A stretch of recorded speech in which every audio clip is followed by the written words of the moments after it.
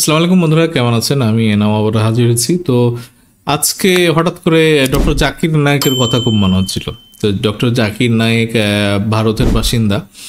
তো ভারতে উনি অনেক সুন্দর সুন্দর ওয়াজ করতেন, মানে সভা করতেন, এবং ইসলাম ধর্মের যেরকম মানে লজিক এবং যেসব ব্যাখ্যা দিতেন, তাতে ভারতের প্রচুর হিন্দুরা কনভার্ট হয়ে মুসলমান হয়ে যাচ্ছিল আর কি। ওই পিস টেলিভিশনে আমরা দেখতাম, যে আমরা খুব আগ্রহ নিয়ে দেখতাম। এখন পিস টিভি এখনও বোধহয় আসে নাই, আই এম নট শিওর, যে আমার মানে জানা নাই যে পিস টিভি বাংলাদেশে এখনও চালু হয়েছে কিনা ঠিক মতো। তো ওইটা ভারত সরকারের খুব মানে ক্ষোভের একটা কারণ হয়। এই যে দেলোয়ার হোসেন সাইদি সাহেব, উনিও একসময় মানে আমার দাদা মানে কাঁদতেন আর কি, হ্যাঁ, ওই দেলোয়ার হোসেন সাইদি সাহেবের ওয়াজের ক্যাসেট শুনে। এবং উনি শেষ বয়সে মানে বিছানায় পড়ে গেছিলেন আর কি। এবং বাবা একদিন দেলোয়ার হোসেন সাইদি সাহেবের ওয়াজ শুনতেছিলেন পাশের রুমে। তো ওই দাদা এই রুম থেকে শুনে কানে আসছে, শুনে উনি কাঁদতেছেন। তা আমি দৌড় দিয়ে গেছি, এই দাদা কী হলো কী হলো। তো বলতেছে যে তখন উনি বললেন যে ওই ওয়াজটা উনি শুনছেন আর কি।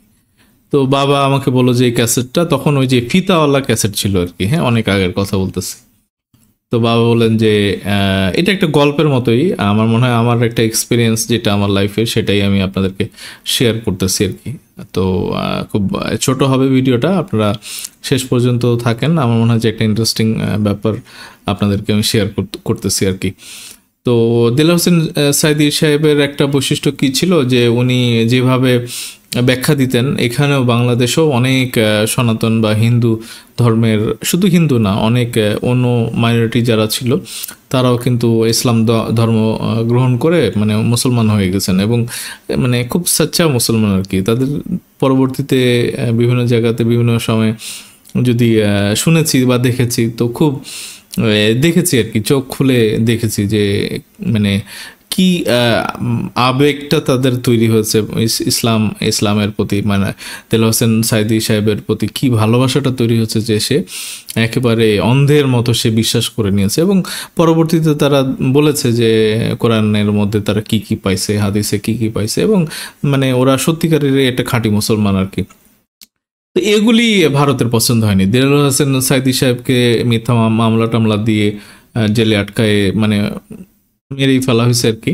এবং ডক্টর জাকির নায়েককে যেটা করা হয়েছে, আমরা বাংলাদেশে হলি আর্টিজানে আমরা হামলা দেখছিলাম আর কি। তো ওখানে কোনো একটা ওদেরকে সন্ত্রাসী বলা হয়, বাট ওই যে জিহাদে বিশ্বাসী আর কি তারা। তো ওই ছেলেদের মধ্যে একজনের হোয়াটসঅ্যাপের মধ্যে ওয়াজের কিছু ক্লিপ ছিল আর কি। তো ওইটাই ছিল মানে ডক্টর জাকির নায়েকের মানে বিদায় করার জন্য একটা মানে রিজন আর কি, এটা কজ। এবং এইটা শেখ হাসিনা ভারতকে বুঝাইছে। এবং মোদির কথাতে আমি তো মনে করি যে হলি আর্টিজানের ব্যাপারটাও মানে ভারত থেকে এই প্ল্যানিং থেকে শুরু করে সমস্ত কিছু আসছে।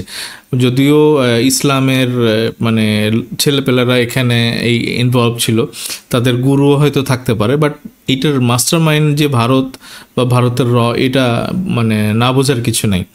কারণ এটার বেনিফিশিয়ারি তো ভারত, মোদি, এবং এটার সাথে হাত মেলাইছিল হচ্ছে যে শেখ হাসিনা। এবং তাদের উদ্দেশ্যই ছিল যে ডক্টর জাকির নায়েককে এই হলি আর্টিজানের কারণ দেখিয়ে তাকে বিদায় করা।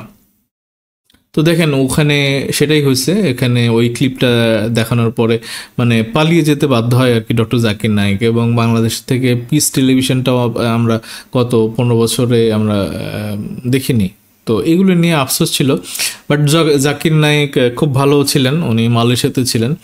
বাট আরও কিছুদিন থাকলে ভারতের হয়তো একটা বড় সংখ্যক মানে সনাতন ধর্মের যারা আছেন তাদেরকে হয়তো উনি মুসলমান বানায় ফেলতেন। তো এইটা একটা তার একটা কারিশমা আর কি। মানে এতটা মনোমুগ্ধকর মানে বক্তৃতা উনি দিতেন, অনর্গল, এবং চোখ বন্ধ করে প্রত্যেকটা জায়গাতে, শুধু ইসলাম নিয়ে না, উনি সাথে সাথে বাইবেল নিয়ে বলতেন, হিন্দু শাস্ত্রের কি বলে যেই ধর্মীয় যে গ্রন্থ যেগুলো আছেন মানে প্রত্যেকটা তার মুখস্থ। তো এই মানুষটাকে ভারত দেশছাড়া করছে। এখন উনি আমি রিসেন্টলি শুনলাম যে উনি পাকিস্তানে আসছেন আর কি, এবং মাঝে মাঝে বাংলাদেশের এই যে বৈষম্য বিরোধী বা প্রথমে যে কোটা আন্দোলনটা হয়েছিল, পরবর্তীতে যে গণ আন্দোলনে খুনি হাসিনা যে পালাইলো আর কি বাংলাদেশ থেকে, এখানেও ডক্টর জাকির নায়েকের ছোট ছোট ক্লিপ আসছিল, বক্তৃতা আসছে, মানে উনি বাংলাদেশকে শুভেচ্ছা জানিয়েছেন গণতান্ত্রিক একটা চর্চার মধ্যে যে বাংলাদেশ যাচ্ছে বা স্বৈরাচারের যে পতন হয়েছে এটা গ্রিটিংস দিয়েছেন, এবং ওই ভিডিওটা আমি দেখছি আর কি। তো এই মানুষটা আসলে সবচেয়ে খুশি হয়েছেন, কারণ ওনার এই শেখ হাসিনার উপরেও রাগ থাকাটা স্বাভাবিক। যদি উনি ওনার মতো ভালো মানুষ আমি দেখিনি, বা ওনার মতো অমায়িক ব্যবহার, বা যে সুন্দর করে মানে একেবারে অন্তর দিয়ে ভালোবাসা চলে আসে আর কি ডক্টর জাকির নায়েকের জন্য। এরকম আমার মতো কোটি কোটি সারা পৃথিবী জুড়ে শত শত কোটি কোটি মানুষ, ইসলাম ধর্মের যারা আছেন, মুসলিম যারা আছেন, তারা এই ব্যক্তিটাকে পছন্দ করেন আর কি।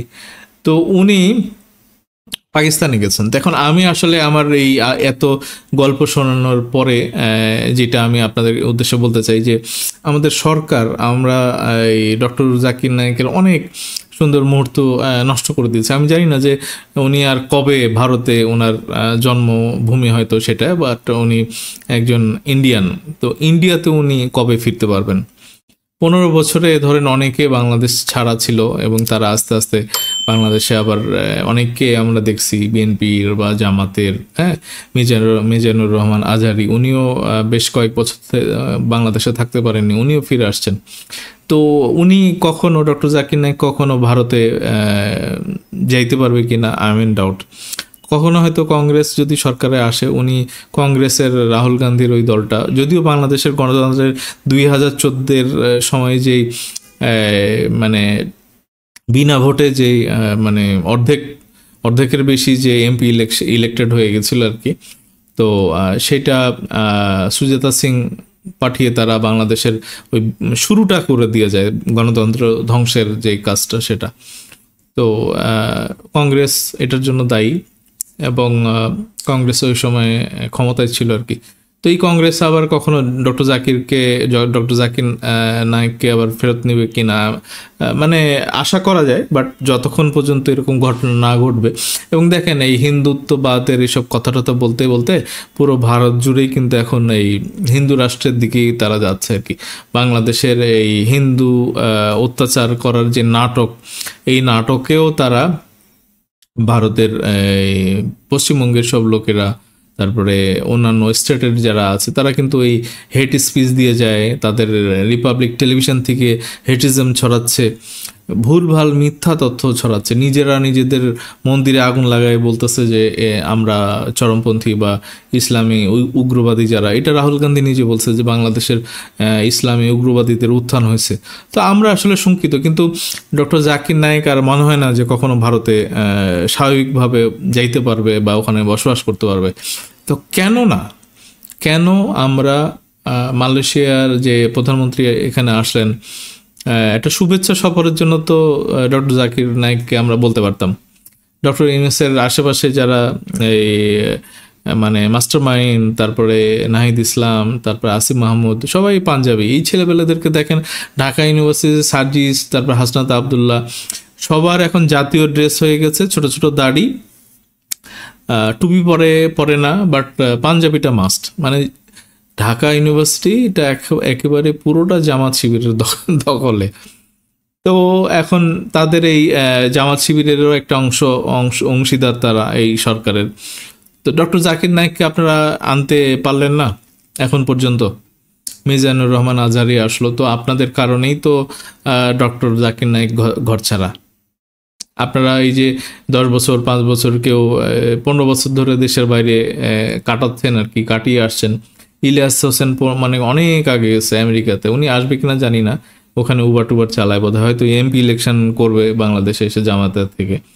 তো এরকম অনেকে আছে, হ্যাঁ, বাংলাদেশ থেকে চলে গেছে, তো ফিরে তার এখনো আসতে পারতেছে না আর কি। তো মানে আমরা তো ফিল করতে পারি।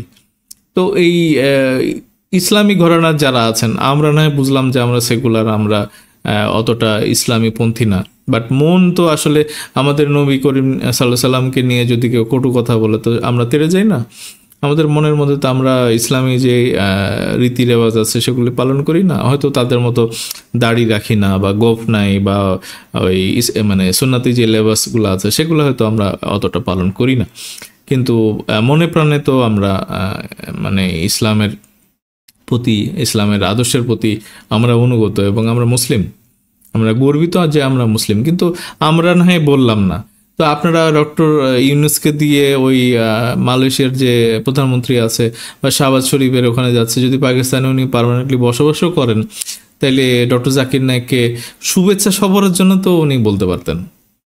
আমরা 1 বছর এনে রেখে দিতে পারতাম না এখানে? কি করতে এই ভারত কি করতো? ভারত আর কি পারবে আমাদের বাংলাদেশে? এই মিলিটারি পাঠাবে? তো ডক্টর জাকির নায়েক যদি এখানে থাকে তখন মিলিটারি পাঠাইতো। আমি জোরে সরে রিকোয়েস্ট করব আমাদের প্রশাসনকে এবং বিশেষ করে জামাতের আমির বা ইসলামী ঘরানার যারা আছেন আর কি, আপনারা ডক্টর ইউনূসের মাধ্যমে বা ডক্টর ইউনূসের কাছে জোর দাবি জানাবেন যে মালয়েশিয়া বা পাকিস্তানে যেখানেই থাকুক ডক্টর জাকির নায়েককে অনুরোধ করতে যে বাংলাদেশে যেন উনি পার্মানেন্ট না হলেও এটা টেম্পোরারি, মানে স্থায়ী না হলেও অস্থায়ীভাবে যেন উনি বাংলাদেশে একটা লম্বা সময় উনি বসবাস করেন। ওনার প্রোটেকশনের জন্য আমরা যথেষ্ট, ওনার এই আর্মি প্রোটোকল বা পুলিশ প্রোটোকল লাগবে না। বাংলাদেশের সাধারণ মানুষ একটা মানে দেওয়াল সৃষ্টি করে দিয়ে ওনাকে নিরাপত্তা দিবে আর কি। তা আমার কাছে মনে হলো যে খুব ভালো হয় ডক্টর জাকির নায়েক যদি মানে বাংলাদেশের কারণে উনি যদি দেশ ছাড়া হয়ে থাকেন, তাহলে বাংলাদেশের একটা মানে অবশ্যম্ভাবী একটা দায়িত্ব বা একটা কর্তব্য যে ওনাকে বাংলাদেশে জরুরি ভিত্তিতে, এই স্বাধীনতা অর্জন করেছি 5ই আগস্ট, 2 মাস হয়ে গেছে, তো এটা খুব এই আনন্দটা একেবারে খুব টাটকা থাকার মধ্যেই আমরা ডক্টর জাকির নায়েককে বাংলাদেশে দেখতে চাই। এবং উনি বিশ্বাস করবেন না, উনি যখন বাংলাদেশে উপস্থিত হবেন, ওই যে মানুষের প্রতি তার যে ভালোবাসা, সেটা তো আমরা প্রতিদান দিতে জানি। এবং এই ঢাকা যেই জিয়া আন্তর্জাতিক বিমানবন্দর যেটা, তো এখানে যে লক্ষ কোটি মানুষের যে ভিড় হবে, এবং উনি যদি কোনো একটা ময়দানে এরকম একটা স্পিরিচুয়াল ওয়াজ দেন, তো সেখানে কত লক্ষ কত কোটি মানুষ হতে পারে মানে আমাদের ধারণার বাইরে। তো সেরকম একটা সৌভাগ্য যেন বাংলাদেশের হয়, এবং আমি সবাইকেই অনুরোধ করব যেন ডক্টর জাকির নায়েককে কিছুদিনের জন্য হলেও যেন বাংলাদেশে আমরা আনতে পারি, এবং এটা একটা প্রতিদান দেওয়া হবে আমাদের কারণে। উনি ঘর ছাড়া, এবং আমাদের একটা দায়িত্ব ওনাকে বাংলাদেশে নিয়ে এসে কিছুদিন রাখা আর কি। রাখতে না পারি, অন্তত চেষ্টা করে দেখাটা জরুরি। তো বন্ধুরা, এখনকার মতো এইটুকুই, খুব তাড়াতাড়ি ফিরবো। ধন্যবাদ সবাইকে, আসসালামু আলাইকুম।